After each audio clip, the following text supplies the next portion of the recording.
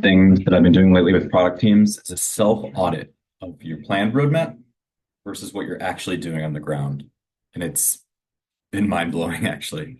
So what we do is we review the roadmap, ensure, is this aligned to your strategic goals? Let's project some of the impact of this work. So what are the big goals we're trying to achieve with this roadmap? Let's think about the impact. We don't have to get too specific with this, but just be really clear on that. And then we look back at all the work we actually did over the last 6 months. We can look at every ticket in Jira. We can talk about what our typical days look like, but we'll do that audit with the team. And the results, man, they sting worse than when I wiped a napkin on the bottom of my water bottle yesterday. This guy right here, and just pulled a bunch of black mold. I had no idea it was there. Yep. I remember that from yesterday. It still stings. And that's how these teams feel. We rarely see that 30% of the day-to-day execution we're putting in is aligned to that initial plan, is aligned to our strategic goals. So that means we're spending the same amount of money and time that we planned for less strategic alignment, less impact than we all projected at the business level. And that's why there's such a divide between what the business wants and what's actually happening on the ground. We need to do a better job at connecting the dots and showing that impact.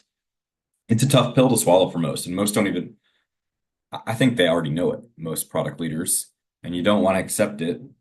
So you just kind of pretend it's not there and you don't do this audit. But if you do it, you can start to see that if we have more alignment and more rigor, you're ultimately get more impact going forward. You're going to be able to show the measurable impact that your team is driving.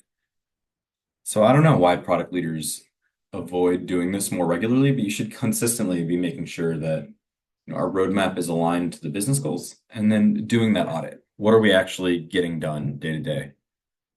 And don't even get me started when I start to ask teams how much they're spending for this impact. They often don't even know how much we're spending, how much time we're putting into these things. So we really need to get more focused. That's one of the biggest takeaways from 2025, that with AI coming into the product world, we need to move more into the revenue and cost area as product leaders. And to do that, you need to understand the business impacts and the product impacts you're driving. And we need to make sure the work we're doing is actually driving those impacts.